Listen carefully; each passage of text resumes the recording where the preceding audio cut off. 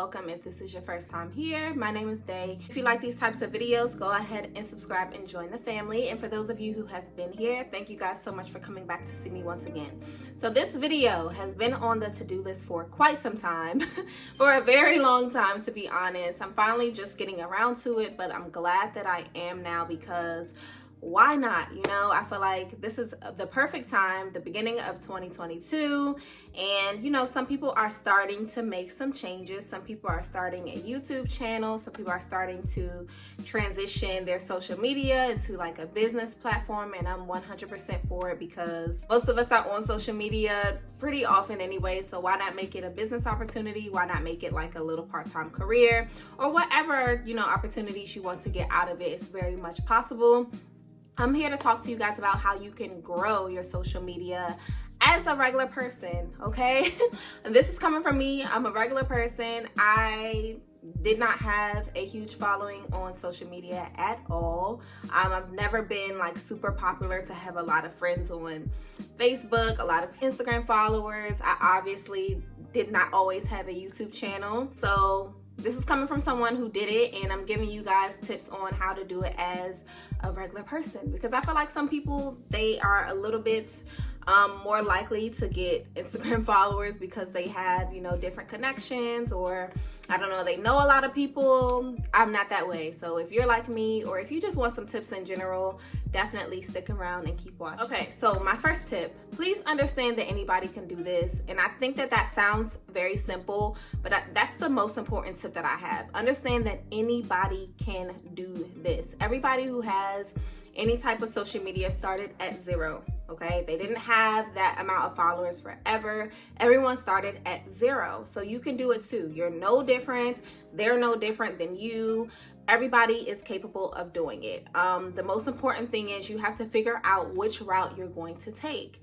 Everybody does things differently. There are some people who different parts of life come easier to them, and there are some people who they may have to work a little bit harder. I feel like I'm one of those type of people. However, everyone can do it though. So definitely keep that in mind as you are going through like your social media, growing your social media journey, because it can get a little bit discouraging, especially when you're not seeing growth right away, or you get in those moments where things are kind of stagnant. First things first, I'm gonna speak about YouTube and Instagram because those are the two things that I've done. I started my YouTube and my Instagram journey, I would say around the same time, and I would say it was exactly this time 2 years ago. The first thing that I did was I started from scratch. And I know some people may think that that is like a shocker. You don't have to do that. That's just my advice. So if you have an Instagram and you want to create an Instagram that is under a specific niche, meaning like say you want to be a fashion influencer, or you want to be a hair influencer, whatever you want to be, I would start from scratch. It's nothing wrong with doing that. I think a lot of people are intimidated by that. As quickly as you start a new Instagram platform, a new YouTube channel, you can gain those followers back. I promise you, it's not as scary as it seems. The benefits of starting from scratch is you know that everybody who follows you from that point on is there for your content.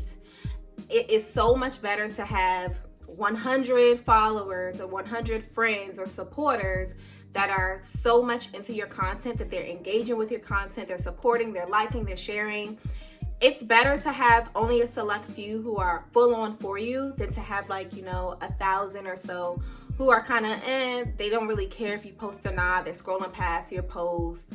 That is gonna do more harm than good, in my opinion. And I think a lot of people get stuck there. So focus on having those people who are 100% there for your content. And if that means you have to start over, start over. The next thing I feel like everybody says, this is not new information, and everybody says it because it's actually true. You have to be consistent. So I was one of those type of people who, at first when I gave advice about how to like grow a YouTube or grow an Instagram, I would say, just start, just go ahead and start. It doesn't even matter. Start. I don't give that advice anymore. Now I say start when you're ready to be consistent.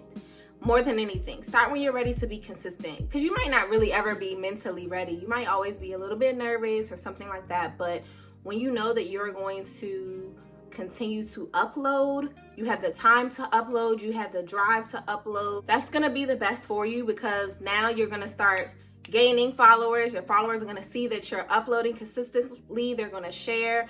More followers are going to come. That's very, very important versus you starting before you're ready to be consistent.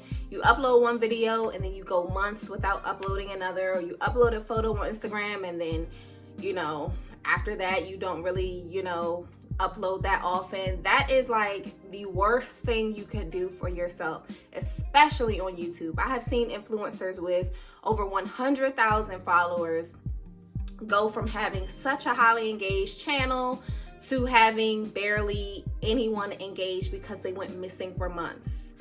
That is just not something you want to do. So when you are ready to be consistent, I feel like that is the best time to start on your new social media journey. The next thing I would say is have a goal in mind and understand that that goal is obtainable. I know a lot of people say you shouldn't do social media for money. That's not the right reason to do it, and I don't see why not. If you want to be on social media because you want money and you want a career other than, you know, working for someone, it's absolutely nothing wrong with that. I don't know why people bash that idea.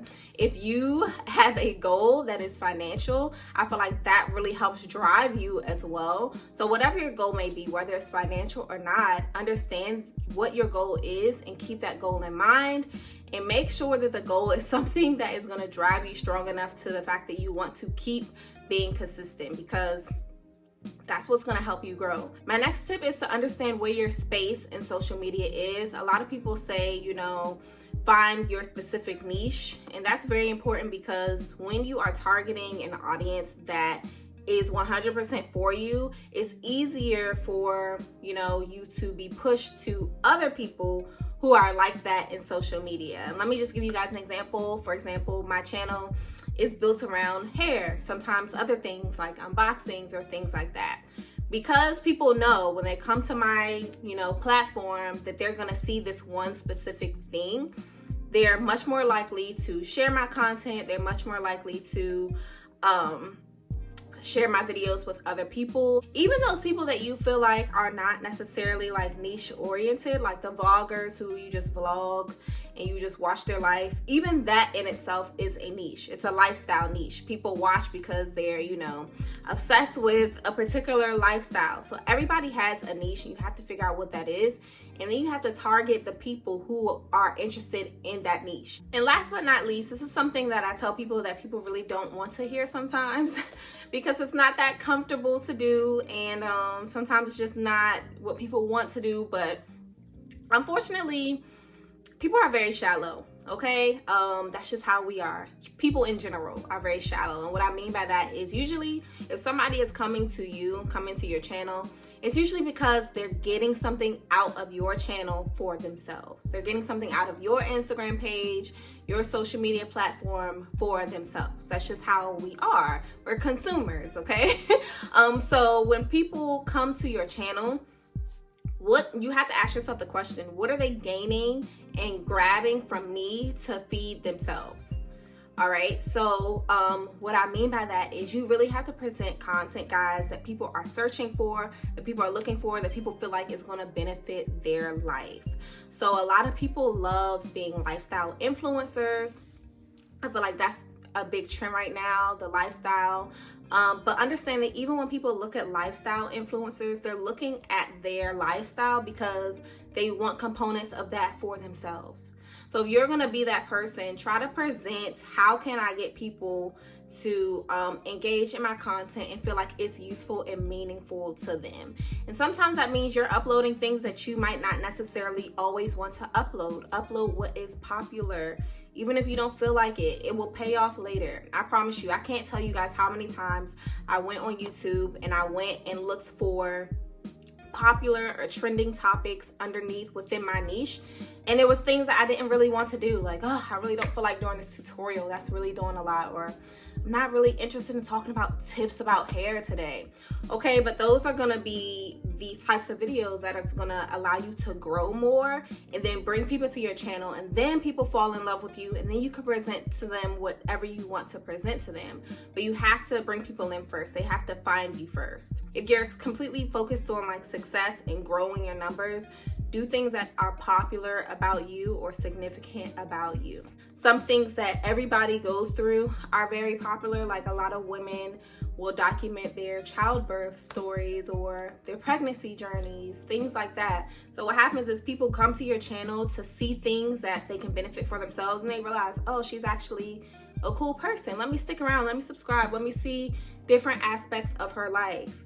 And that's how you bring people in, but it started with you doing something popular and trendy. And I know a lot of people are not for that, but I'm just giving you the advice that worked for me and advice that I know works for a lot of other people. Thank you guys so much for joining me for this video. Definitely drop some comments down below about some other things you might want to hear about in terms of growing your YouTube or Instagram platform. I definitely plan on speaking a little bit more about like how to grow financially, how to monetize, you know, your social media, things like that.